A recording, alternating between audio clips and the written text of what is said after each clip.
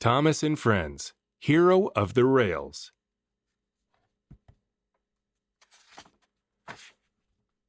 Thomas was enjoying a quiet summer day until Spencer raced by with a whoosh. Spencer was visiting Sodor to help build a summer house for the Duke and Duchess of Boxford.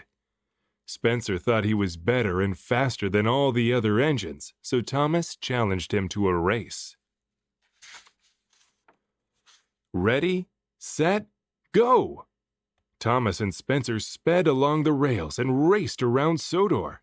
Up and down hills, faster and faster they went. Suddenly, Thomas's brakes broke. He crashed through some bushes and made an incredible discovery. Thomas found an old engine in need of repair. The engine's name was Hiro, and he had come from a distant island a long time ago. Hiro was once called the Master of the Railway. Hiro was afraid he'd be sent to the scrapyard because he wasn't really useful anymore. Thomas promised to repair him in secret and make him as good as new. Thomas found some spare parts at the bustling Sodor steamworks. "These will help Hiro," he peeped excitedly. But as he was on his way to visit Hiro, Thomas learned something terrible. "The Duke and Duchess of Boxford's summer house is right next to Hiro's hiding place," Thomas peeped. "Spencer will be here every day." Thomas knew he would have to be careful, or Spencer would discover Hiro. Just then, Spencer steamed around the bend. "I think you're up to something sneaky," he puffed. Thomas didn't answer. He just chuffed away nervously.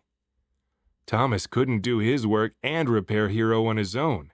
He needed help, so he went to Percy and told him everything. "Of course I'll help," Percy peeped. "What can I do?" So Percy hid his mail cars and helped Thomas with his work. But the loads were too heavy for Percy. He soon popped a valve and needed to be repaired at the steamworks. Sir Topham Hatt was very cross that Percy was doing Thomas's work. Thomas didn't tell Sir Topham Hatt about Hiro, but he did tell the other engines because he knew he needed their help too. Spencer wanted to know Thomas's secret, so he followed him everywhere. Thomas made sure to lead Spencer as far from Hiro as possible. He even went out to the quarry, where Spencer had a dusty accident. Meanwhile, all the other engines helped Hiro. They were amazed by his stories about his distant home. Hiro liked his new friends, but he missed his old friends. A few days later, Hiro was almost as good as new. He just needed Percy to bring one last part. But while Hiro and Thomas waited, Spencer huffed along the track. "I knew you were up to something sneaky," Spencer puffed. Hiro tried to race away, but without his last part, he sputtered to a stop. As Spencer chuffed off, he laughed and said he would tell Sir Topham Hatt that the pile of scrap metal was ready for the smelting yard.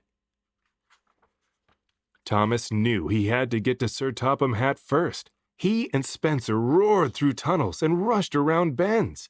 It was the race of their lives. Spencer was too heavy for the old track that crossed the marsh. With a creak and a crash, he splashed into the water. Thomas sped to Knapford Station and told Sir Topham Hatt everything. "You have found the master of the railway? We must help Hiro at once," Sir Topham Hatt exclaimed. After a visit to the Sodor steamworks, Hiro was as good as new. Thomas and Percy couldn't believe their eyes. They blew their whistles happily. Later, Rocky, Thomas, and Hiro pulled Spencer from the mud, but only Hiro was mighty enough to pull Spencer all the way back to the steamworks. Spencer said he was sorry for being so mean to everyone.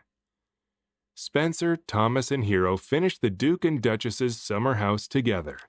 Hiro liked his friends on Sodor, but he was still feeling very homesick. Thomas knew Sir Topham Hatt could help. It was time for Hiro to go home. All the engines gathered at Brendam Docks to say goodbye to their friend, the master of the railway.